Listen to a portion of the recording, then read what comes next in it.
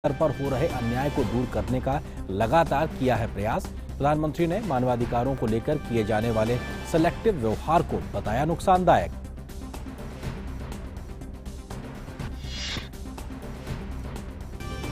प्रधानमंत्री नरेंद्र मोदी आज अफगानिस्तान पर G20 नेताओं के विशेष वर्चुअल सम्मेलन में भी लेंगे भाग।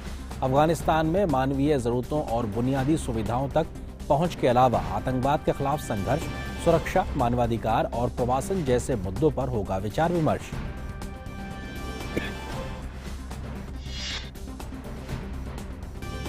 दिल्ली पुलिस ने पाकिस्तानी आतंकी को किया गिरफ्तार। AK-47 राइफल और हैंड ग्रेनेड किया बरामद।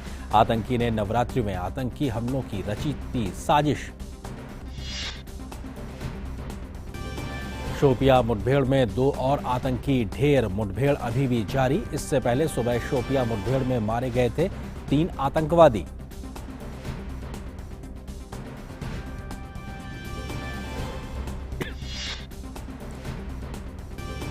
दिल्ली को बिजली की आपूर्ति सुनिश्चित करने के लिए ऊर्जा मंत्रालय ने NTPC और DVC को जारी किए निर्देश। अनावंटित बिजली के उपयोग के संबंध में भी दिशा निर्देश जारी किए।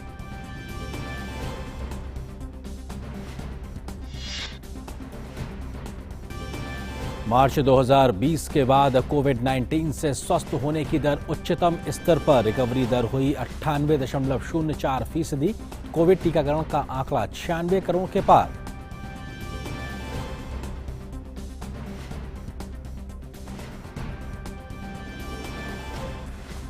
सुर्खियों के बाद में सबसे पहले सबसे बड़ी खबर पर डालते हैं नजर।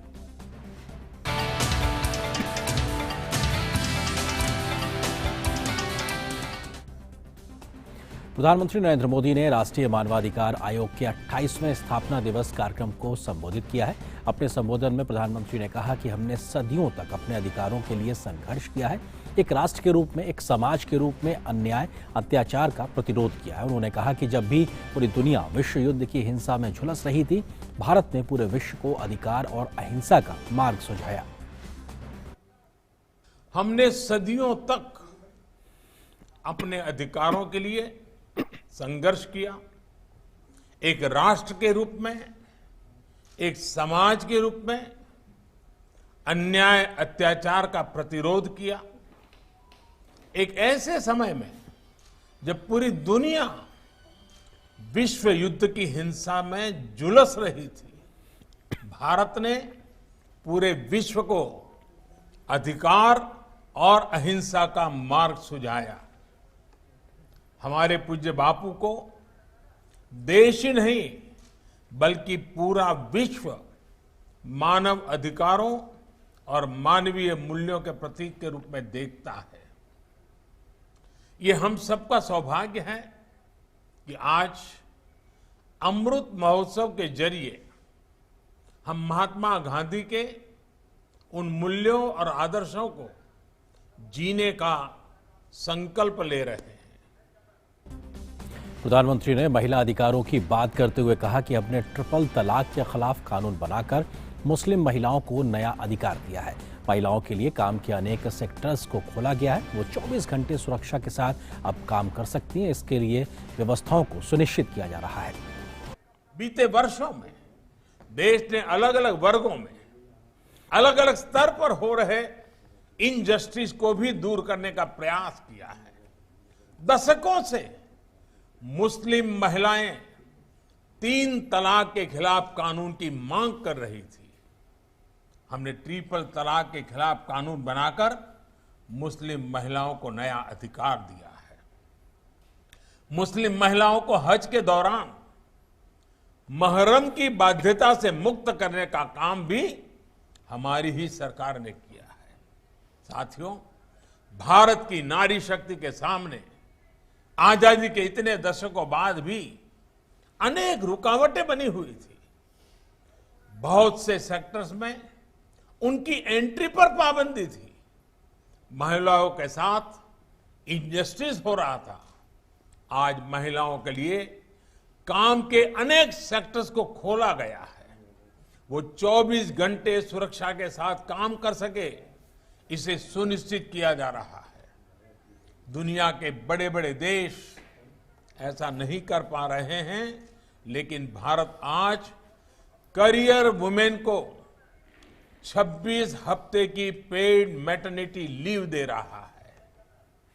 प्रधानमंत्री ने बताया कि सरकार ने दिव्यांग जनों की सुविधा के लिए अनेक प्रयास किए हैं। उन्होंने कहा कि हमारे दिव्यांग भाई बहनों की क्या शक्ति है, ये हमने हाल के पैरालंपिक में फिर से अनुभव किया है। बीते वर्षों में दिव्यांगों को सशक्त करने के लिए कानून बनाए गए हैं, उनको नई सुविधाओं के साथ जोड़ा गया है। हमारे दिव्यांग भाई बहनों की क्या शक्ति है, ये हमने हाल के पैरालंपिक में फिर अनुभव किया है। बीते वर्षों में दिव्यांगों को सशक्त करने के लिए भी कानून बनाए गए हैं, उनको नई सुविधाओं से जोड़ा गया है। देश भर में हजारों भवनों को, सार्वजनिक बसों को, रेलवे को दिव्यांगों के लिए सुगम हो, लगभग 700 वेबसाइट्स को दिव्यांगों के अनुकूल तैयार करना हो, दिव्यांगों की सुविधा के लिए विशेष सिक्के जारी करना हो, करेंसी नोट भी। आपको शायद कई लोगों को मालूम नहीं होगा, अब जो हमारी नई करेंसी हैं उसमें दिव्यांग यानी जो प्रज्ञाचक्षु हमारे भाई बहन हैं, वे उसको स्पर्श करके ये करेंसी नोट कितनी कीमत की है वो तय कर सकते हैं। ये व्यवस्था की गई है। शिक्षा से लेकर स्किल्स से लेकर अनेक संस्थान और विशेष पाठ्यक्रम बना रहा हो। प्रधानमंत्री ने अपने संबोधन में मानवाधिकारों का दुरुपयोग कर अपनी राजनीतिक रोटी सेकने वालों पर भी निशाना साधा। उन्होंने कहा कि मानवाधिकारों की व्याख्या कुछ लोग अपने अपने तरीके से अपने अपने हितों को देखकर करने लगे हैं। उन्होंने जोर देकर कहा है कि इस तरह का सिलेक्टिव व्यवहार लोकतंत्र के लिए नुकसानदायक है, हमें इससे बचने की जरूरत है। मानव अधिकारों से जुड़ा एक और पक्ष है जिसकी चर्चा मैं आज करना चाहता हूं। हाल के वर्षों में मानव अधिकार की व्याख्या कुछ लोग अपने अपने तरीके से अपने अपने हितों को देखकर करने लगे हैं। एक ही प्रकार की किसी घटना में कुछ लोगों को मानव अधिकार का हनन दिखता है और वैसी ही किसी दूसरी घटना में इन्हीं लोगों को मानव अधिकार का हनन नहीं दिखता। इस प्रकार की मानसिकता भी मानव अधिकार को बहुत ज्यादा नुकसान पहुंचाती है। मानव अधिकार का बहुत ज्यादा हनन तब होता है जब उसे राजनीतिक रंग से देखा जाता है, राजनीतिक चश्मे से देखा जाता है, राजनीतिक नफा नुकसान के तराजू से तोला जाता है। इस तरह का सिलेक्टिव व्यवहार लोकतंत्र के लिए भी उतना ही नुकसानदायक है। हम देखते हैं कि ऐसे ही सिलेक्टिव व्यवहार करते हुए कुछ लोग मानव अधिकारों के हनन के नाम पर देश की छवि को भी नुकसान पहुंचाने का प्रयास करते हैं। ऐसे लोगों से भी देश को सतर्क रहना है। इस मौके पर केंद्रीय गृह मंत्री अमित शाह ने कहा कि राष्ट्रीय मानवाधिकार आयोग ने समाज के हर क्षेत्र के पीड़ितों की आवाज बनने का सफल प्रयास किया है। चाहे कस्टोडियल डेथ हो, चाहे गटर के अंदर उतरकर गटर को साफ करने वाले का अधिकार की बात हो, चाहे आदिवासी दलित समाज के अधिकार की बात हो, हर क्षेत्र के अंदर ह्यूमन राइट कमीशन ने पीड़ितों की आवाज बनने का प्रयास किया है और सफल प्रयास किया है। और मैं मानता हूं कि यात्रा आगे पर भी चालू रहेगी, जारी रहेगी और भारत के अंदर ह्यूमन राइट के क्षेत्र में जो अच्छा काम हुआ है इसको और अच्छी तेज गति से हम आगे बढ़ाएंगे। और नजर डालते हैं इस वक्त की कुछ और ताजा तरीन खबरों पर।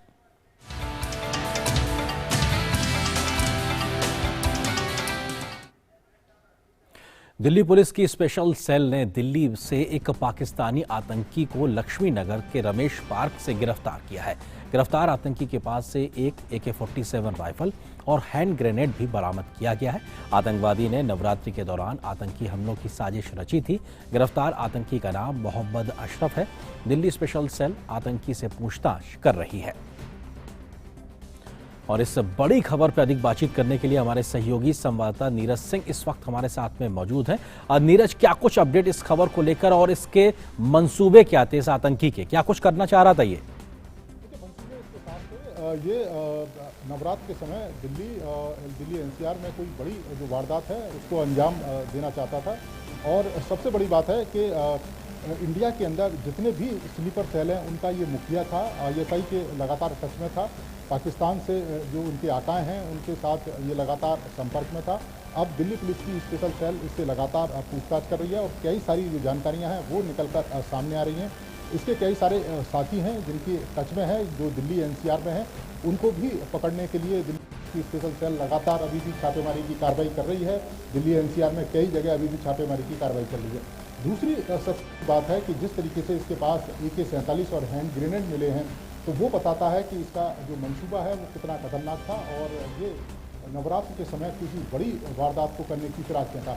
जो जानकारी हमें मिल रही है स्पेशल सेल के अधिकारियों के मुताबिक ये अलग अलग तरीके की घटनाओं को अंजाम देना इसका मकसद था। जैसे कि आपने देखा होगा यूरोप में जिस तरीके से अटैक किया गया था आतंकवादियों ने, उसी तरह की इसकी प्लानिंग थी कि दिल्ली के अलग अलग इलाकों में एक व्यक्ति जाए और वो दिल्ली के एक इलाके में वारदात करे, दूसरा व्यक्ति दिल्ली के दूसरे इलाके में वारदात करे, ताकि पूरी दिल्ली में एक तरह से हड़कंप मच जाए। तो इस तरह की जो प्लानिंग जिसे स्पेशल सेल ने नाकाम कर दिया और अभी भी लगातार इससे पूछताछ चल रही है। 2:30 बजे के आसपास दिल्ली पुलिस की स्पेशल सेल इस पर प्रेस कॉन्फ्रेंस करेगी, तब ज़्यादा जानकारियाँ निकलकर सामने आएंगी कि आखिर ये कितने समय से ये रह रहा था, क्योंकि इसके पास फर्जी जो कागजात हैं वो भी मिले हैं जिनके आधार पर ये लक्ष्मी नगर में रह रहा था।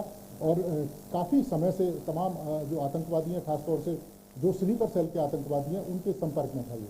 बिल्कुल नीरज, हमें इंतजार रहेगा दिल्ली पुलिस की प्रेस कॉन्फ्रेंस का, क्या बड़े और खुलासे होते हैं और कौन से और नाम निकल के आते हैं। तो फिलहाल बहुत शुक्रिया नीरज हमारे साथ इस खबर पर जुड़ने के लिए, बातचीत और अपडेट्स के लिए। राष्ट्रीय जांच एजेंसी यानी NIA ने आज जम्मू कश्मीर में 16 जगहों पर छापेमारी की है। जानकारी के अनुसार NIA के जम्मू कश्मीर आतंकवाद षड्यंत्र मामले में कश्मीर घाटी के शोपिया, पुलवामा और बारामूला जिलों में 16 स्थानों पर छापेमारी की है। लश्कर-ए-तैयबा, जैश-ए-मोहम्मद, हिजबुल मुजाहिदीन और उनके सहयोगी अल-बद्र, द रेसिस्टेंस फ्रंट जैसे आतंकवादी संगठनों ने जम्मू कश्मीर और अन्य प्रमुख शहरों में आतंकवादी घटनाओं को अंजाम देने की साजिश रची थी। सूत्रों के मुताबिक इस छापा अभियान के निशाने पर आतंकी संगठनों का ओवरग्राउंड नेटवर्क था। जम्मू कश्मीर में शोपिया जिले के तुलरान इलाके में सुरक्षा बलों ने मुठभेड़ में लश्कर-ए-तैयबा के 3 आतंकवादियों को ढेर कर दिया है। तीनों आतंकवादियों में से 2 शोपिया के हैं, जिनमें एक कापरा का दानिश अहमद लोन है और फेली फोरा का यावर अहमद नाइकू है। तीसरे की पहचान गांदरबल के मुख्तार शाह के रूप में हुई है। मुख्तार बिहार के रहने वाले स्ट्रीट हॉकर वीरेंद्र पासवान की हत्या करने के बाद गांदरबल से शोपिया शिफ्ट हुआ था। मारे गए आतंकियों के पास से भारी मात्रा में हथियार और कारतूस बरामद किए गए हैं। इसके अलावा शोपिया में 2 और आतंकियों को ढेर कर दिया गया है। जम्मू कश्मीर पुलिस के IGP विजय कुमार ने कहा है कि शोपिया के गोरीपोरा इलाके में सुरक्षा बलों और आतंकियों के बीच मुठभेड़ जारी है। पुलिस और सुरक्षा बल ऑपरेशन को अंजाम दे रहे हैं। 2 अक्टूबर को, 5 अक्टूबर को, 7 अक्टूबर को 3 जगह टेररिस्ट ने अटैक किया था। श्रमबल में, बांडीपोरा हो गया, श्रीनगर में 2 जगह, जिसमें टोटल 7 सिविलियन मारे गए थे। और उसके बाद हम लोग ऑपरेशन को एग्रेसिवली लॉन्च करना शुरू कर दिए। श्रीनगर में एक इनकाउंटर हुआ जिसमें LET का एक कैटेगरी का टेररिस्ट मारा गया। फिर बांडीपुर में जो कल मारा गया LET का TRF का, जो मतलब 5 अरेस्ट भी हुए उसमें से। फिर अनंतनाग में हम लोग ऑपरेशन लॉन्च किए थे, बेरीनाग में, उसमें 1 मिलिटेंट मारा गया, 3 भाग गया।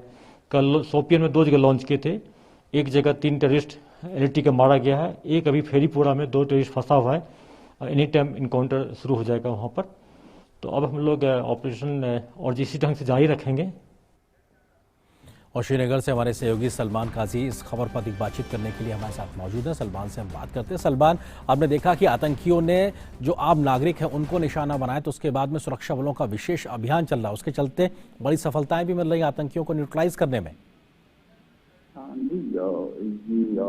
जो खास तौर पे जो बड़ी सफलताएं मिली हैं उनको बांडीपुरा में उन्होंने एनकाउंटर किया। मंजूर अहमद डार, जिसको पुलिस ने बताया कि वो इन्वॉल्व था एक सुमो ड्राइवर की किलिंग में, सिविलियन। और उसके बाद जो ये इनकाउंटर छुपैया में, जहाँ पे उन्होंने एक और जो शाह को मारने में उनको कामयाबी हासिल, मुख्तार अहमद शाह को गांदरबल से का जो था, और पुलिस का कहना है कि ये इन्वॉल्व था जो लाल बाजार में वीरेंद्र पासवान को मारा गया था, तो उसमें इन्वॉल्व था। तो डेफिनेटली काफी सक्सेसफुल रहा है।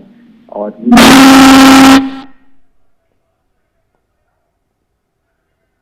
दोनों जगह से अब तक 5 मिलिटेंट्स को मारा गया है।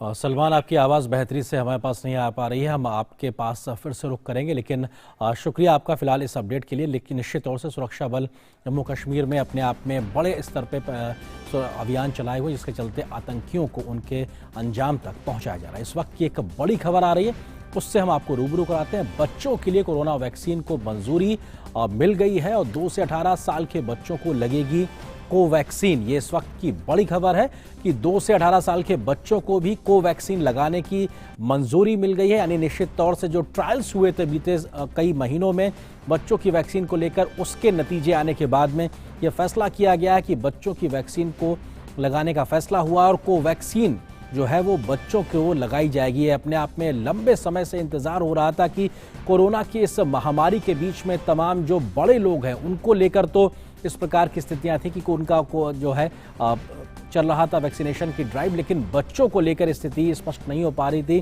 कि कई प्रकार के ट्रायल चल रहे थे। और अब जो है एक मंजूरी मिली है, बच्चों के लिए कोरोना वैक्सीन को मंजूरी मिली है। 2 से 18 साल के बच्चों को कोवैक्सीन दी जाएगी। ये अपने आप में इस वक्त की बड़ी खबर है। निश्चित तौर से हिंदुस्तान अब बहुत जल्द ही 100 करोड़ वैक्सीन के आंकड़े को छूने जा रहा है। ऐसे में बच्चों की वैक्सीन को भी मंजूरी मिलने से इसको और तेजी से आगे बढ़ाने में मदद मिलेगी। निश्चित तौर से दुनिया का सबसे बड़ा वैक्सीन ड्राइव हिंदुस्तान में चल रहा है कोरोना महामारी के खिलाफ। ऐसे में DCGI ने वैक्सीन को मंजूरी दी है। अपने आप में डायरेक्टर जनरल जो है उनके माध्यम से इसको मंजूरी दी गई। तो बच्चों के लिहाज से जो तमाम लोग सशंकित थे कि आखिर बच्चों की वैक्सीन कब आएगी, उसको लेकर एक अपने आप में एक बड़ी और अहम खबर कि DCGI ने इस वैक्सीन को मंजूरी दे दी है और अब बच्चों को ये वैक्सीन मिलना शुरू होगी।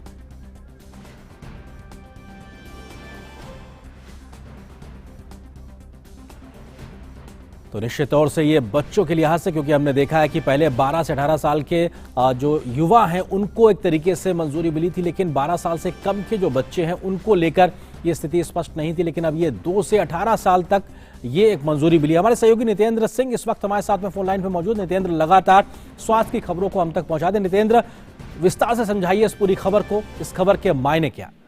देखिए, एक बड़ी खबर है ये। बच्चों के लिहाज से देखा जाए, बहुत दिन से इंतजार था कि बच्चों का वैक्सीन आए और भारत बायोटेक का जो वैक्सीन है कोवैक्सीन, उसको DCGI ने मंजूरी दी है।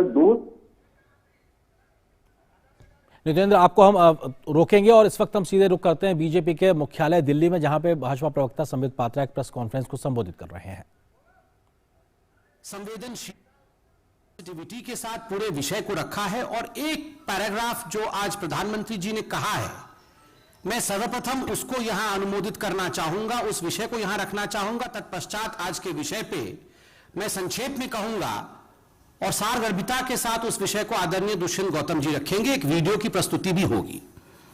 आज प्रधानमंत्री जी ने कहा, और मैं कोट करता हूं, मानव अधिकार का बहुत ज्यादा हनन तब होता है जब उसे राजनीतिक रंग से देखा जाता है, राजनीतिक चश्मे से देखा जाता है, राजनीतिक नफा नुकसान के तराजू से तौला जाता है।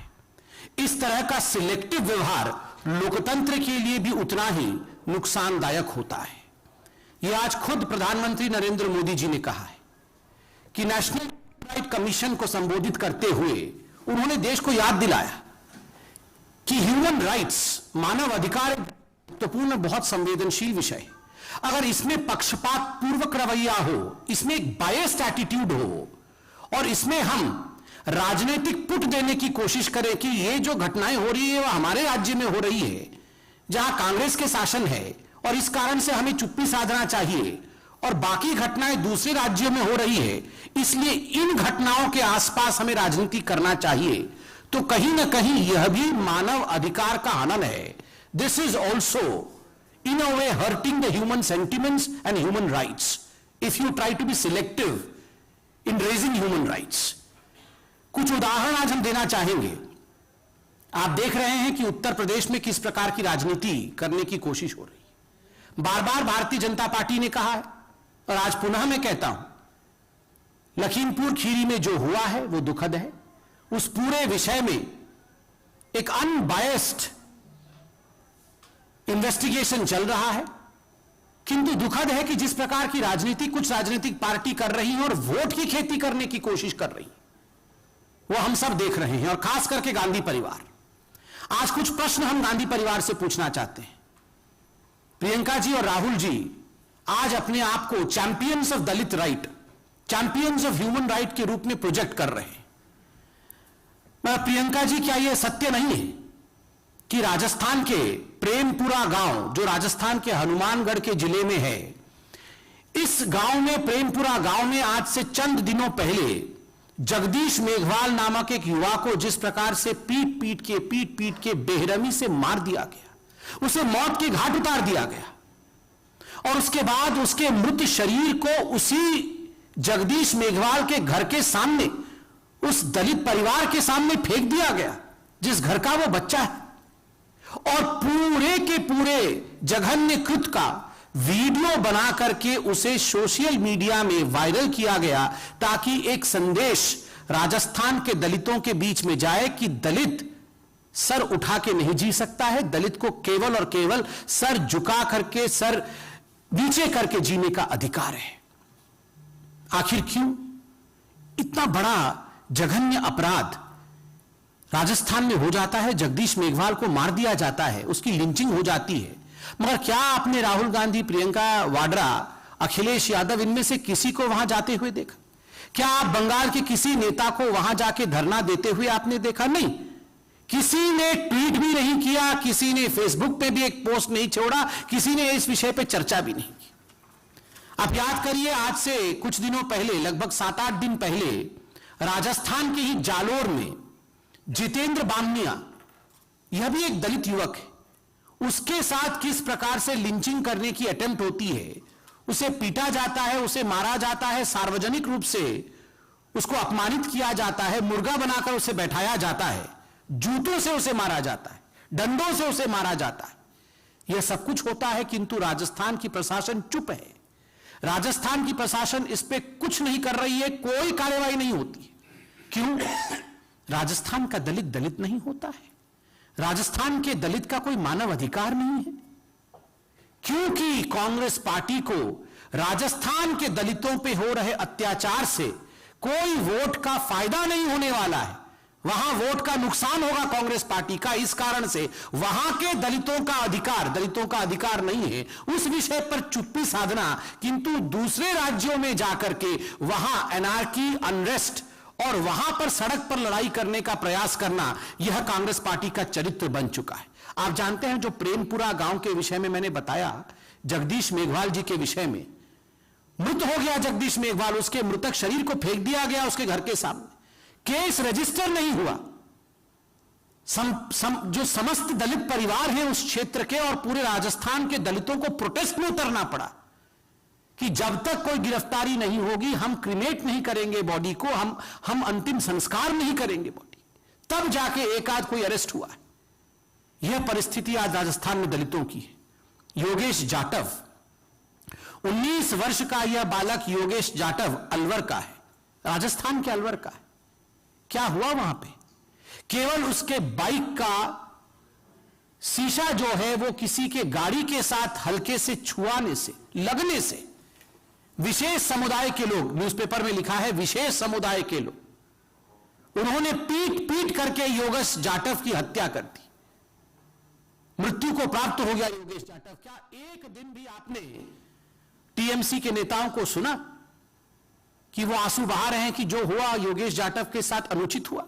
क्या एक दिन भी राहुल गांधी ने ट्वीट करके कहा कि democracy is finished in India, in Rajasthan democracy there is no place for Dalits? एक दिन भी राहुल गांधी ने कहा?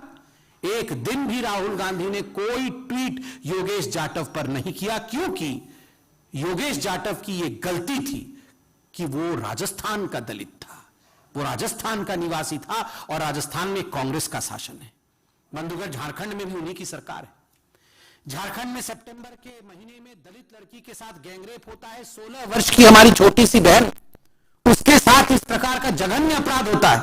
वह भी दलित थी, मगर किसी ने भी उसके मानव अधिकार की चिंता नहीं की। आज भी जो परपिट्रेटर्स हैं वो खुले घूम रहे हैं, क्योंकि ये कांग्रेस शासित राज्य है।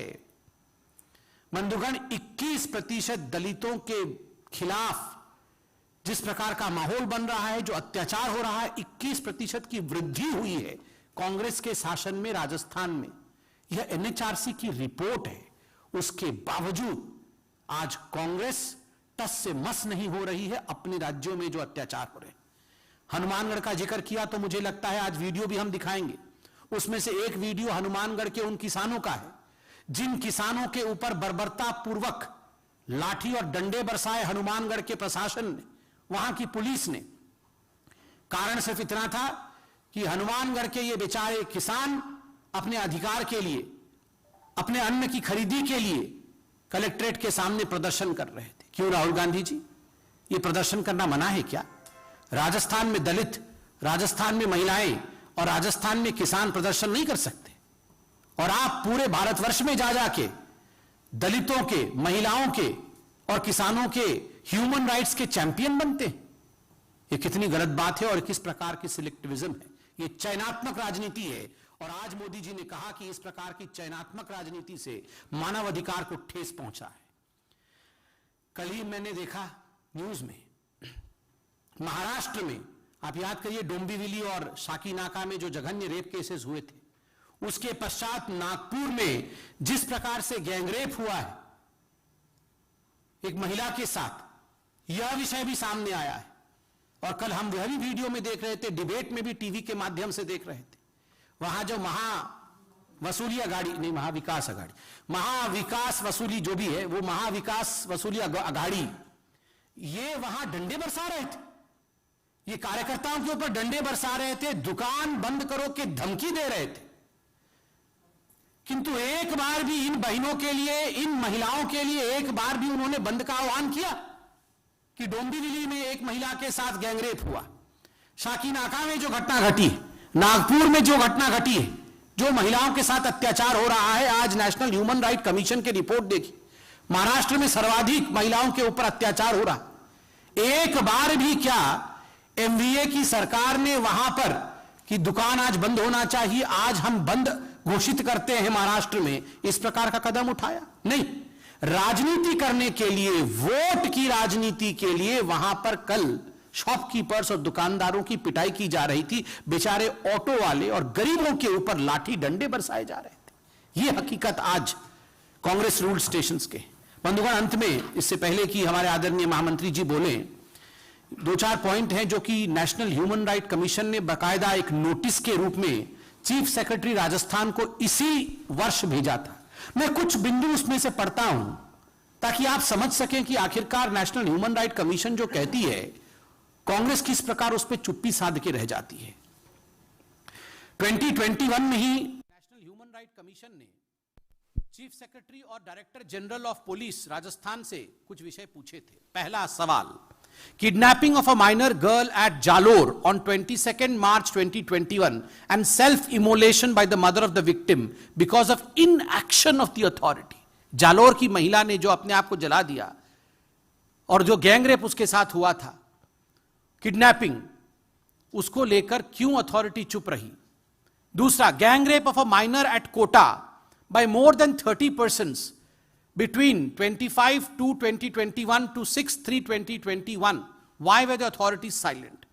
Gang rape of the victim and she was burnt alive at Hanumangarh. 21 का ही है, 2021 का ही। गैंग रेप होता है हनुमानगढ़ में, फिर विक्टिम को जला दिया जाता है, जिंदा जला दिया जाता है।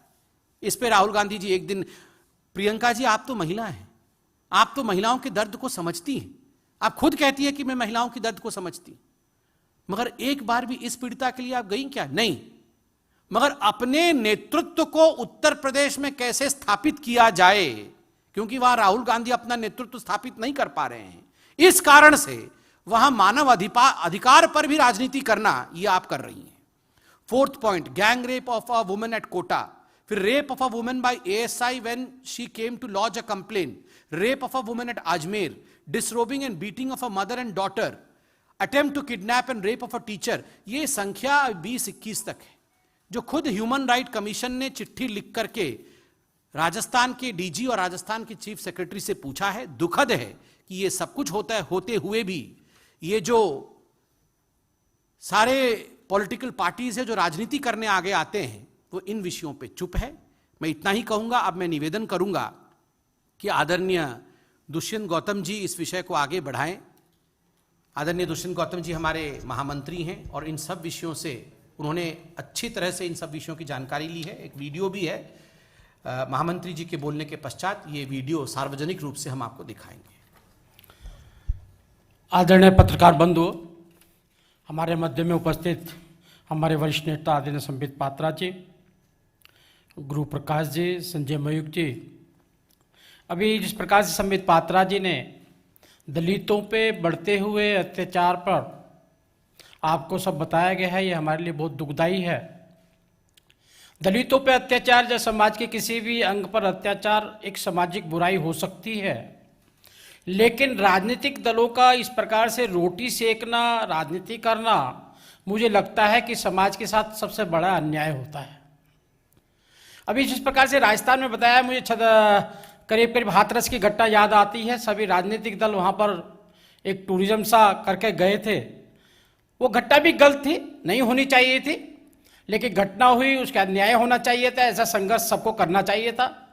लेकिन वहाँ पर गए, लेकिन राजस्थान में कोई भी नहीं गया। जिस प्रकार से राजस्थान ही नहीं, झारखंड है, नागौर के अंदर राजस्थान में नागौर भी है, अनेकों इन घटनाएं घटी हैं। लेकिन जिस प्रकार से ये लोग राजनीतिकरण कर रहे हैं, क्या मरने वाले की जाति देखकर, मारने वाले का धर्म देखकर, राज्य में किसकी सरकार है, शासन कौन कर रहा है, क्या इस पर राजनीति की जाएगी? क्या इस पर आपको संसद परिवार से मिला जाएगा? क्या राजस्थान में मरने वाले, पीड़ित होने वालों की माँ, बहन, बेटी नहीं है? क्या उनकी पत्नी नहीं है? आप लखीमपुर तो जाते हैं, विधवा के साथ जो मरता है उसकी पत्नी के साथ गले लगते हैं, लेकिन वहां पर परिवार के साथ किसी के साथ नहीं जाते। 84 के दंगों की विधवाएं भी ढूंढ रही हैं, कब ये गांधी परिवार हमको गले लगकर हमें सांत्वना देगा। वो लगातार ढूंढ रहे हैं किस प्रकार से कश्मीर के अंदर चॉइस करके टीचरों को मारा गया, वो भी लोग ढूंढ रहे हैं। ये लोग कब लोग राजनीतिक दल के लोग हमारे घर आएंगे? वो लोग उनको भी ढूंढ रहे हैं जो आकर यहाँ पे किसानों के रूप में एक धर्म का प्रतिनिधित्व कर रहे हैं। आज 5 सैनिक वहाँ पर मारे गए हैं कश्मीर के अंदर, लेकिन उस पर कोई आंसू बहाने वाला नहीं हमें मिल रहा है। जिस प्रकार से पंजाब में कांग्रेस ने, अनेकों राजनीतिक दलों ने एक राजनीति के अंदर शुरू का अनुसूचित जाति वर्ग को एक मोहरा सा बनाकर बेवकूफ समझकर कि 70 वर्ष तक वे इसी प्रकार से बेवकूफ है जिस प्रकार से 70 वर्ष पहले डॉक्टर अंबेडकर संघर्ष करते रहे, लेकिन उनको पतन उनका किया गया, उनके विचारों को नहीं मान्यता दी गई। आज भी ऐसा ही बेवकूफ बनाने का काम कर रहे हैं। अभी एक घटना आपके सामने पंजाब में घटी है, मुख्यमंत्री बनाया गया और उसको बड़ा गुणगान किया है, दलित को मुख्यमंत्री बनाया, दलित को मुख्यमंत्री। हमने कोई परहेज नहीं है, आगे बढ़ाना भी चाहिए, लेकिन 3 महीने के लिए दलित मुख्यमंत्री बनाना और बाद में ये कहना कि सिद्धू वहां का नेतृत्व करेंगे, और फिर दलित भी आपने बनाया, दलित वैसे भी खुश है, अच्छा है बनाया, लेकिन दूसरा उसका पहलू देखिए, क्या वो दलित अंबेडकर जी की मूर्ति पर गया? क्या वो दलित रविदास जी के जहां नमन करने के लिए मंदिर में गया? क्या वो वाल्मीकि मंदिर गया? क्या वो कबीर मंदिर गया? वो दलित वहां नहीं गया, वो पहले चर्च में गया, वो सोनिया गांधी का एजेंडा पूरा करने के लिए वहां पर गया था। इस प्रकार से दलितों को जिस प्रकार से खुश करने की कोशिश की जा रही है, ये धोखा पहली बार नहीं हुआ है। मुझे ध्यान आता है महाराष्ट्र के अंदर जब विलासराव देशमुख की सरकार थी, वह सरकार डिग्निटी सरकार नहीं बनने वाले थी, तो सुशील कुमार शिंदे जी को उन्होंने मुख्यमंत्री बनाकर पूर्ण बहुमत लेकर आए और सुशील कुमार शिंदे जी के लात मार के बाहर कर दिया गया, विलासराव देव जी को पूरा मुख्यमंत्री बनाया गया। और यही घटना नहीं है। अब राजस्थान में देखिए, जगन्नाथ पहाड़िया जी के साथ में इन्होंने ऐसे किया, जगन्नाथ पहाड़िया जी को मुख्यमंत्री बनाएंगे, ये करेंगे, और उनको प्रपोज करने के बाद में जब बहुमत आ गया तो श्रीचरण माथुर जी को मुख्यमंत्री बनाया। और ये उसके बाद में आपने देखा होगा जगजीवन राम जी को लगातार दलित चेहरा दलित और बताकर आप आगे बढ़ते रहे, लेकिन जब उनको सम्मान की बात आई तो उनका अपमान करने के अलावा नहीं किया। ऐसे इन्होंने अपने पूर्व अध्यक्ष केसरी जी जो थे उनके साथ ऐसा किया, और सबसे बड़ा अपराध इन्होंने डॉक्टर भीमराव अंबेडकर जी के साथ में किया। आज अपने आप को दलित कहते हैं। डॉक्टर अंबेडकर जी को भारत रत्न, अपने आप को तो भारत रत्न लेने के लिए जिंदा भी ले लिया इन्होंने, लेकिन डॉक्टर अंबेडकर जी को भारत रत्न मिलने के लिए करीब करीब 60 साल गैर कांग्रेस सरकार का इंतजार करना पड़ा। और तो और मैं पूछना चाहता हूं उनसे, इन्होंने एकड़ों के अंदर अपनी समाधियां बना रखी है। डॉक्टर अंबेडकर की समाधि कहीं पर देखी है क्या? आप दलित प्रेम करते, कहीं डॉक्टर अंबेडकर की समाधि दिखाई देती है? मैं धन्यवाद करता हूं आदरणीय नरेंद्र मोदी जी का, जिन्होंने दादर के अंदर इंदू मिल को समाधि के अंदर चेत भूमि में उन्होंने परिवर्तित करने का काम किया। अब संग्रहालय देखा है डॉक्टर अंबेडकर का? डॉक्टर अंबेडकर जी आप देखेंगे, आप गांधी जी की आपको साड़ी मिल जाएगी जिसमें गोली लगी थी संग्रहालय में। आपको जवाहरलाल नेहरू जी की किताब में छुपे हुए गुलाब के फूल मिल जाएंगे, 3 मूर्ति में जाओगे। आपको राजीव गांधी की जिसके अंदर उसको बम लगा था वो कपड़े मिल जाएंगे। क्या डॉक्टर अंबेडकर जी इस देश के पुरोधा नहीं थे? उनके कपड़े कहाँ हैं? उनका चश्मा कहाँ है? जिस टाइपराइटर से संविधान लिखा है वो टाइपराइटर कहाँ है? उनके जीवन से जुड़ी अनेकों चीजें कहाँ हैं? महाराष्ट्र के अंदर दिमक खा रही है कांग्रेस सरकार थी उस समय की बात है। आज 13 एकड़ के अंदर हम बड़ा संग्रहालय बनाने का वहां पे काम कर रहे हैं। इन्होंने डॉक्टर अंबेडकर की समाधि ही नहीं बनने दी, उनका अंतिम संस्कार दिल्ली में नहीं करने दिया। ऐसे अनेक दिखावा कर कांग्रेस इस प्रकार से आज की राजनीति कर रही है। दलितों के प्रति मैं ये बताना चाहता हूं, आज अंबेडकर उस समय 70 वर्ष पहले एक थे, आज हर मोहल्ले घरी के अंदर अंबेडकर है। आप दलितों को इस प्रकार से बेवकूफ नहीं बना सकते। जिस प्रकार से आप किसानों के साथ खिलवाड़ कर रहे हैं, किसान पूछ रहे हैं, जो सच्चे किसान हैं वो पूछ रहे हैं कि राजस्थान में हमें मारा गया, कहां गए थे सब लोग? किसी ने आवाज नहीं उठाई। हरियाणा में अगर हमारे साथ कोई व्यवहार भी नहीं किया गया, कुछ वहां पर आप आंदोलन करने चले गए। आप पंजाब के अंदर हमारे पास लाठियां बरसाई गई, आप वहां पर भी हमें दिखाई नहीं दिए।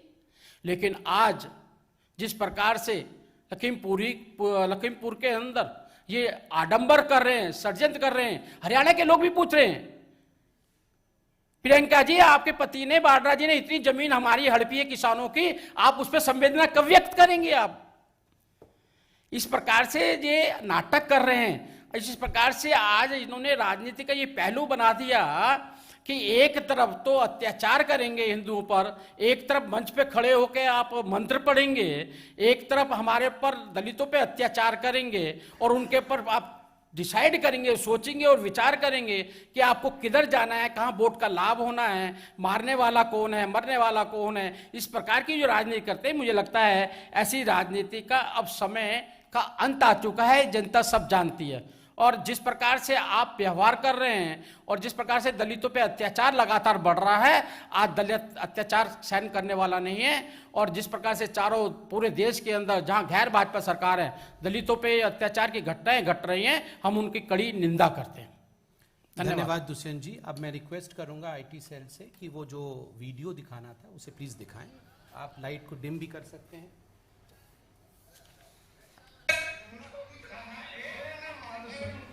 तो आप बीजेपी की प्रेस कॉन्फ्रेंस देख रहे थे, जहां पर बीजेपी के प्रवक्ता संबित पात्रा और महामंत्री दुष्यंत गौतम साफ तौर पे कह रहे थे कि सिलेक्टिव मानवाधिकारों को लेकर कांग्रेस जिस प्रकार की राजनीति कर रही है वो देश के लोकतंत्र के लिए बेहतर नहीं है, सही नहीं है, और इस प्रकार की राजनीति को करने से परहेज करने की जरूरत करना चाहिए। तमाम आंकड़ों के आधार पर भी इस बात को बीजेपी की ओर से सामने रखा गया। आगे बढ़ते हैं, कुछ और राष्ट्रीय महत्व की खबरों पर नजर डालते हैं।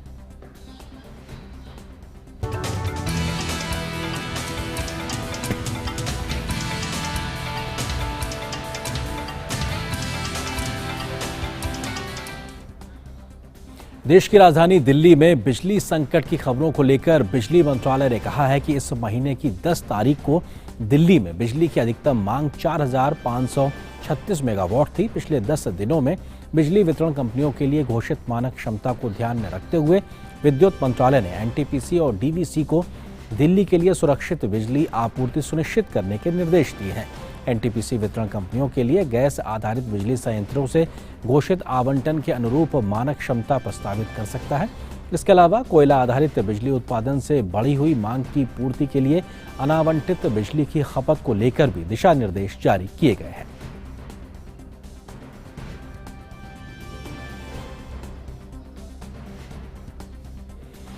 तो अपने आप में सरकार साफ तौर से इस बात को कह चुकी है कि देश में ना कोयले का संकट है ना बिजली का संकट है, लेकिन बावजूद इसके इस प्रकार का भ्रम फैलाने की कोशिश की जा रही है कि ऐसे एक संकट खड़ा हो सकता है। पर्याप्त मात्रा में कोयला भी मौजूद है, पर्याप्त मात्रा में बिजली को उपलब्ध कराया जा रहा है और तमाम राज्य इस पर लगातार काम कर रहे हैं। सरकार हर वो संभव कदम उठा रही है जिससे ऐसी स्थिति ना आने पाए। बावजूद उसके कुछ राजनीतिक दल इस भ्रम को फैलाने की कोशिश कर रहे हैं कि देश में एक असामान्य सी स्थिति है, कोयला संकट है और बिजली संकट पैदा हो सकता है। इसी विषय पे तमाम तथ्यों को हम आपके सामने रखने की कोशिश करते हैं और समझाने की कोशिश करते हैं कि आखिर वस्तु स्थिति इस वक्त देश में है क्या, कोयले को लेकर क्या कितनी स्थिति है और बिजली आपूर्ति को लेकर इस वक्त क्या कुछ स्थिति, उसके कुछ तथ्य हम आपके सामने रखते हैं इस वीडियो वॉल के माध्यम से। कोयला उत्पादन पर अगर हम असर के कारण की बात करें कि आखिर जो उत्पादन है उस पर जो असर पड़ा है उसकी वजहें क्या है, तो मुख्य वजहों को हम आपका जिक्र करते हैं। भारी बारिश और विस्तारित मानसून से खदानों में पानी भर गया है, ये एक अपने आप में बड़ी वजह है। देर तक मानसून रहा है और खदानों में पानी भर जाने से उसकी जो माइनिंग है उस पर असर पड़ा। दूसरा महत्वपूर्ण कारण तेज होती अर्थव्यवस्था और बढ़ती बिजली की मांग, क्योंकि कोविड के कारण जो अर्थव्यवस्था थम सी गई थी उसमें बहुत तेजी से उछाल आया, इसलिए बिजली की मांग बढ़ी है। इसके अलावा बिजली की मांग 2019 में 106 बिलियन यूनिट थी, जो कि 2021 में 124 बिलियन यूनिट हो गई। लगभग 18-20% की इसमें बढ़ोतरी हुई है इस समान अवधि में पिछले साल के मुकाबले, यानी कि बिजली की मांग बढ़ी है। साथ ही साथ वैश्विक बाजार में कोयले की कीमत बढ़ी है और कोयले का आयात हिंदुस्तान में कम हुआ है, क्योंकि कोयला विदेशों में महंगा हो गया है और महंगे कोयले के आयात आधारित पावर प्लांट्स में 30% तक बिजली उत्पादन में कमी आई है। लेकिन जो देश आधारित कोयले से चलने वाले प्लांट हैं उनमें 24% तक बढ़ोतरी भी देखने को मिली है। भारत में कोयले का संकट नहीं है, ये साफ तौर पे सरकार कह रही है। क्यों नहीं है उसके तथ्य हम आपके सामने रखते हैं। ऊर्जा मंत्रालय ने कहा है कि दिल्ली में नहीं है बिजली की कमी और मांग के आधार पर बिजली और कोयले की आपूर्ति के आधार पर उसको सुनिश्चित किया जा रहा है। एनटीपीसी और डीवीसी दिल्ली को अनुबंध के आधार पर उपलब्ध करा रहे हैं पर्याप्त कोयला, जिसकी कोई कमी नहीं है और गैस भी प्रचुर मात्रा में उपलब्ध कराई जा रही। दिल्ली की मांग के अनुसार कोयला उपलब्ध कराने के लिए एनटीपीसी और डीवीसी को निर्देश दिए गए हैं और जितनी मांग होगी उसके आधार पर उनको उपलब्धता कराई जाएगी। सरकार ने साफ तौर से कहा है कि बिजली और कोयला संकट की बात झूठी है और भ्रामक खबर है। ऐसी कोई स्थिति हिंदुस्तान में नहीं है। कुछ राज्य बिजली कटौती कर रहे हैं, कुछ राज्य जो हैं वो अपने यहाँ बिजली कटौती कर रहे हैं और अपने यहाँ केंद्र से मिलने वाली जो अतिरिक्त बिजली है वो दूसरे राज्यों को शेयरिंग बेसिस पे महंगी दर पर दे रहे हैं, यानी कि प्रॉफिट कमा रहे हैं और अपने ही राज्य के लोगों को बिजली में कटौती कर रहे हैं। और इसको लेकर भी सरकार ने साफ तौर पे, यानी केंद्र सरकार ने राज्यों को दिशा निर्देश जारी किए कि आप ऐसा मत करिए। और कोयला संकट नहीं है, इसको लेकर हम आपको बताते हैं लगभग 72 लाख टन कोयला जो है वो मौजूद है प्लांट्स के पास में और कोल इंडिया के पास अगर बात की जाए तो लगभग 400 लाख टन कोयला मौजूद है और 24 दिन के भंडार के बराबर है, जबकि प्लांट्स के पास में लगभग 4-4.5 दिन का अतिरिक्त भंडार उनके पास भी मौजूद है। देश में इस साल लगभग 24% कोयला उत्पादन में बढ़ोतरी हुई है और ये अपने आप में बताता है कि मांग भले ही बढ़ी हो लेकिन उत्पादन भी उस लिहाज से बढ़ रहा है। प्रतिदिन पावर प्लांट की जरूरत लगभग 18.5 लाख टन कोयले की है, जबकि सप्लाई भी लगभग 17.5 लाख टन के आसपास लगातार सरकार कर रही है। कमोबेश जितनी मांग उतनी ही सप्लाई होती नजर आ रही है। दिक्कतों के बावजूद कोल इंडिया ने लगभग 225 मीट्रिक टन कोयले का आगे उत्पादन किया है। इस साल की अगर बात की जाए, कोल इंडिया कर रहा है 15 लाख टन कोयले की सप्लाई और अक्टूबर के अंत तक 16 लाख टन इसको कर दिया जाएगा, यानी लगातार कोल इंडिया भी अपने उत्पादन क्षमता में बढ़ोतरी कर रहा है। मानसून कम या देर तक रहा हो, कम आयात हुआ हो बाहर से कोयले का या फिर आर्थिक वृद्धि का मसला हो, इन सब के बावजूद कोयले की निर्बाध रूप से सप्लाई पावर प्लांट्स को की जा रही है। सरकार इसको सुनिश्चित कर रही है। हर एक स्टेक होल्डर्स के साथ बैठ के हर एक दिक्कत को दूर करने के प्रयास किए जा रहे हैं। कोल इंडिया अन्य उद्योगों को भी प्रतिदिन लगभग 2.5 लाख टन कोयला दे रहा है, जिसमें सीमेंट उद्योग हो, एल्युमिनियम के उद्योग हो। इस बात को दर्शाता है कि पर्याप्त मात्रा में कोयला है, न सिर्फ पावर प्लांट्स के लिए बल्कि अन्य उद्योगों को चलाने के लिहाज से भी मौजूद है कोयले का भंडार। नवीकरणीय ऊर्जा की वजह से कोयले से बनने वाली बिजली लगभग 77% से घटकर 66% रह गई है। पहले ये निर्भरता 77% थी, कोयले से बिजली बनती थी। अब हमारी जो रिन्यूएबल एनर्जी है वो कैपेसिटी बढ़ी और 66% पे आसपास हम आ गए हैं। तो अपने आप में ये हम तमाम तथ्यों को इस बात के लिए सामने रख रहे हैं कि सरकार ने साफ तौर पे कहा है कि देश में ना तो कोयले का संकट है, ना कोई एक बिजली का संकट खड़ा होने जा रहा है। हम वापस आगे बढ़ते हैं और एक और बड़ी और अभी महत्वपूर्ण जो खबर आई थी उसकी ओर आगे बढ़ते हैं। और बच्चों के लिए कोरोना वैक्सीन को जो मंजूरी मिली है वो आज की अभी की बड़ी खबर है। और अपने आप में बच्चों की वैक्सीन जो कि 2 से 18 साल तक के बच्चों को लगेगी, कोवैक्सीन, इसको मंजूरी मिल गई है। ये अपने आप में एक बड़ी खबर है और उससे कुछ देर पहले इसको मंजूरी मिलने की बात। हमारे सहयोगी नितेंद्र सिंह इस खबर पर अधिक बातचीत करने के लिए मौजूद हैं। नितेंद्र, क्या कुछ अपडेट और महत्वपूर्ण चीज ये कि जो ट्रायल हुए थे उनमें क्या नतीजे निकल के आए जिसके बाद इसको मंजूरी की बात की गई है? निश्चित तौर पे एक बड़ी खबर है और जो 2 साल से 18 साल के बच्चे हैं उनको जो भारत बायोटेक की वैक्सीन थी कोवैक्सीन, उसको मंजूरी मिल गई है drug control general of India की तरफ से और बच्चों को वैक्सीन लग सकेगी। इसको लेकर के मई से लेकर सितंबर तक क्लिनिकल ट्रायल चला था। देश के अलग अलग हिस्सों में क्लिनिकल ट्रायल चला था। एम्स दिल्ली में भी क्लिनिकल ट्रायल चला था और जो एफिकेसी थी वो काफी अच्छी मानी गई थी। जो जिस तरीके से एडल्ट के वयस्कों की में जो एफिकेसी पाई गई थी भारत बायोटेक के वैक्सीन के करीब 77% के आसपास, तो उसी तरीके से एफिकेसी बच्चों के इस वैक्सीन में भी पाई गई है। और इस वजह से ही जब भारत बायोटेक ने अपने पूरे डाटा को सबमिट किया था एक्सपर्ट कमेटी के पास और एक्सपर्ट कमेटी की कल बैठक थी और उसने उस डाटा को एग्जामिन किया और उसके बाद वो सेटिस्फाइड थे एफिकेसी को लेकर के, सेफ्टी को लेकर के, और उसके बाद आज उसको मंजूरी मिल गई है drug control general of India की तरफ से। तो एक बड़ी खबर है और बहुत लंबे समय से इंतजार था सभी अभिभावकों, पेरेंट्स को, देश की जनता को कि बच्चों को वैक्सीन कब आएगी और वो दिन खत्म हुआ। इससे पहले जायडस कैडिला का जो वैक्सीन है वो 12 साल से अधिक उम्र के बच्चों का उसको भी मंजूरी मिल चुकी है। तो आने वाले दिनों में हम देख सकते हैं कि हो सकता है कि नवंबर से ही बच्चों को वैक्सीन एक तरह से लगना जी। और नितेंद्र, सवाल यही कि अब जो मंजूरी मिली है ये जमीन पे कब उतरेगी? कोई एक अभिभावक अगर इस वक्त हमको सुन रहा होगा, आपको सुन रहा होगा, तो उसके मन में सवाल होगा हम अपने बच्चे को वैक्सीन कब लगवा सकते हैं, वो कब तक होगा और उसकी प्रक्रिया क्या है आगे? देखिए, अभी तो मंजूरी मिल गई है। मंजूरी मिलने के बाद प्रोडक्शन होगा और प्रोडक्शन के बाद सरकार इसको तय करेगी कि कैसे इसका अगर प्राइवेट में उसकी रेट क्या होगी और सरकार किस तरीके से उसको अपने सोर्सेज के जरिए देगी।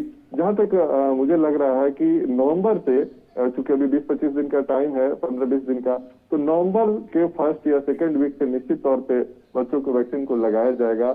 ये अभी तक की जानकारी है। नितेंद्र, क्या कोवैक्स ये वही वैक्सीन है जो एडल्ट यानी कि उन लोगों को दी गई है या ये बच्चों के लिए कोई अलग वैक्सीन है? मतलब निर्माता वही है, वैक्सीन भी वही है या ये अलग वैक्सीन है? नहीं, देखिए, निर्माता भी वही है क्योंकि भारत बायोटेक और आईसीएमआर का ये ज्वाइंट एक तरह से अपना स्वदेशी वैक्सीन है, पहला इंडिजिनस स्वदेशी वैक्सीन है और उसी तरीके से, उसी मेथड से बनाया गया है जैसे वयस्कों का जो वैक्सीन बना है। जो एक्टिव जो वायरस था उसको डेड करके जो एक ट्रेडिशनल मेथड है उसके जरिए बनाया गया है और जो जिस तरीके से वयस्क का वैक्सीन बना है ठीक उसी तरीके से बच्चों के वैक्सीन को भी बनाया गया है। तो पूरी तरीके से सेफ है, सुरक्षित है, काफी इफेक्टिव है, काफी प्रभावी है और जो अब तक डाटा क्लिनिकल ट्रायल का है, चाहे वो फेज 2, फेज 1 हो, फेज 2 हो, फेज 3 का, उसमें बहुत ही अच्छा इसकी एफिकेसी देखा नितेंद्र जी। नितेंद्र, जल्दी से एक सवाल और मन में कौंध रहा, आपसे पूछना चाहेंगे। आप बारीकी से समझते हैं तमाम विषयों को।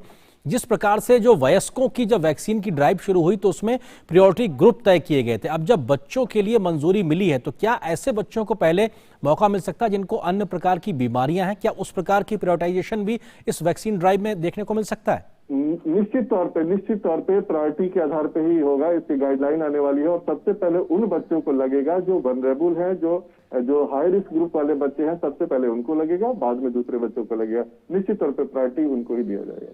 जी नितेंद्र, बहुत शुक्रिया इस खबर पर विस्तार से बात करने के लिए। निश्चित तौर से एक बहुत बड़ी खबर है इस लिहाज से कि बच्चों को भी अब वैक्सीन लगाने की मंजूरी मिल गई है 2 से 18 साल के बच्चों के लिए और उम्मीद करते हैं बहुत जल्दी अब ये लगना भी शुरू हो जाएगी। फिलहाल एक ब्रेक के लिए रुकते हैं, बहुत जल्द हाजिर होंगे कुछ और महत्वपूर्ण खबरों के साथ। पढ़ता है, खेलता है, झूलता उछलता है, दौड़ता कभी कभी दौड़ कराता है, आगे आगे बढ़ता है इंडिया, अमूल दूध पीता है इंडिया। और इस छोटे से ब्रेक के बाद रुक करते कुछ और महत्वपूर्ण खबरों की ओर। प्रधानमंत्री नरेंद्र मोदी आज अफगानिस्तान को लेकर G20 देशों के दिग्गज नेताओं की बैठक में हिस्सा लेंगे। बैठक के एजेंडे में मानवीय जरूरतों पर प्रतिक्रिया के साथ ही बुनियादी सेवाओं और आजीविका पर चर्चा होगी। इसके साथ ही सुरक्षा और आतंकवाद के खिलाफ लड़ाई और गतिशीलता, प्रवास और मानवाधिकारों जैसे मुद्दे भी शामिल होंगे। इस संबंध में पीएम नरेंद्र मोदी ने ब्रिटेन के प्रधानमंत्री बोरिस जॉनसन के साथ बात की और भारत ब्रिटेन एजेंडा 2030 की प्रगति की समीक्षा भी की।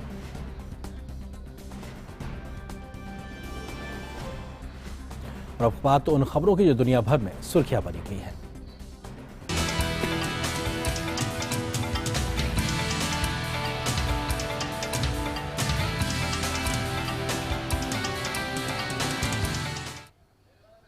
संयुक्त राष्ट्र महासचिव ने अंतर्राष्ट्रीय समुदाय से अफगानिस्तान की चरमराती अर्थव्यवस्था को पटरी पर लाने के लिए वित्तीय मदद करने का आह्वान किया है। एंटोनियो गुटेरेस ने कहा है कि यदि इस संकट की घड़ी में अफगानिस्तान की मदद नहीं की गई तो यहां पर मानवीय संकट और गहरा सकता है। उन्होंने मानवीय संकटों को कम करने के लिए कदम उठाने की तत्काल आवश्यकता को भी रेखांकित किया और तलब है कि तालिबान ने इस साल 15 अगस्त को अफगानिस्तान की सत्ता पर कब्जा कर लिया था।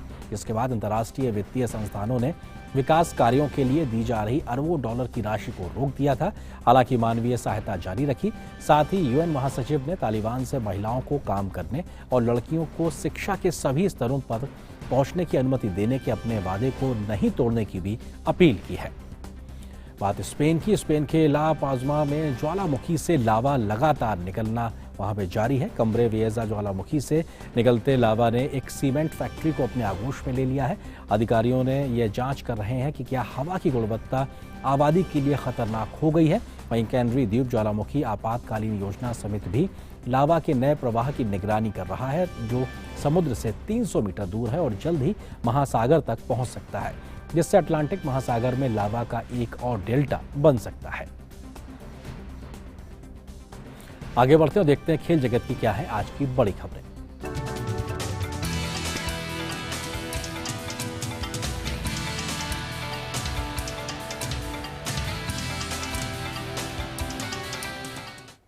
और खेल प्राइम की खबरों को लेकर मेरे साथ मौजूद है मेरे सहयोगी मुकेश शुक्ला। मुकेश, क्या कुछ बड़ी खबरें अगर हम खेल के मैदान की बात करें तो?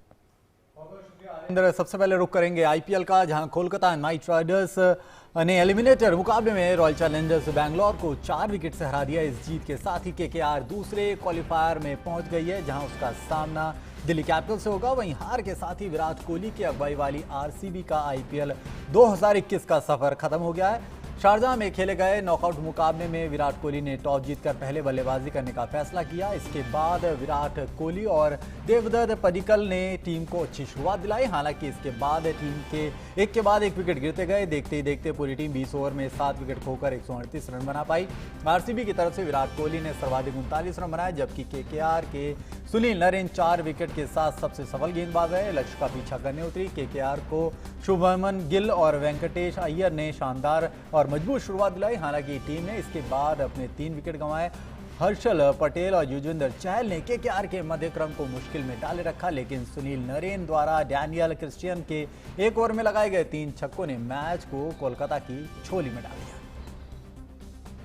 वहीं आयरलैंड की एमी हंटर अपनी 16वें जन्मदिन पर जिम्बाब्वे के खिलाफ नाबाद 121 रन की पारी खेलकर सोमवार को एक दिवसीय मैच में शतक बनाने वाली सबसे कम उम्र की खिलाड़ी बन गई। उन्होंने भारत की मिताली राज के रिकॉर्ड को तोड़ा। मिताली ने जून 1999 में आयरलैंड के खिलाफ 16 साल और 205 दिन की उम्र में शतकीय पारी खेली। वहीं 38 साल की उम्र में अब वह अंतर्राष्ट्रीय क्रिकेट खेल रही हैं और टेस्ट तथा एक दिवसीय में भारत की सर्वोच्च स्कोरर हैं।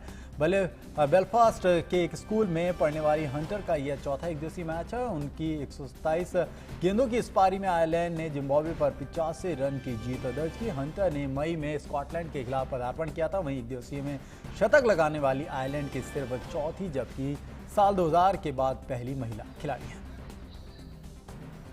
बात फुटबॉल की करें तो फुटबॉल की वैश्विक संचालन संस्था फीफा ने सोमवार को अंडर 17 महिला विश्व कप भारत 2022 के आधिकारिक शुभारंभ इवा का अनावरण किया है। इवा एशियाई शेरनी है जो महिला शक्ति का प्रतिनिधित्व करती है। फीफा द्वारा जारी विज्ञप्ति के अनुसार इवा का लक्ष्य पूरे भारत और दुनिया भर में महिलाओं और लड़कियों को अपनी क्षमता पहचानने के लिए प्रेरित करना है। टूर्नामेंट का आयोजन देश में अगले साल 11 से 20 अक्टूबर तक किया जाएगा।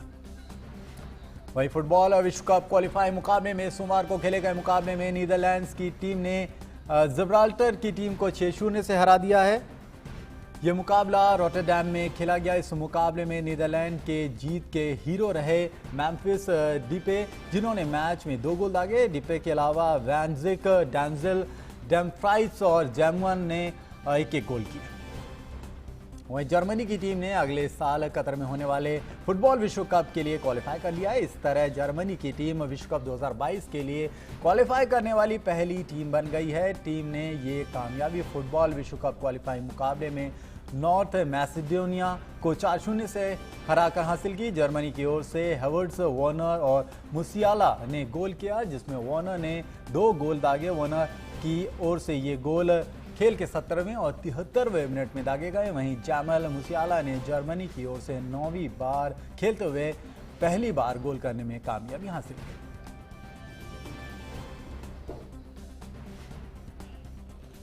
खेल की खबरों में इतना ही। आगे की खबरों के लिए सीधे चलते हैं आर्यन के पास।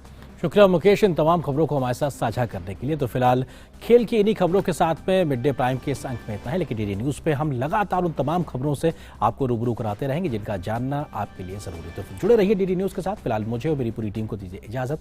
नमस्कार।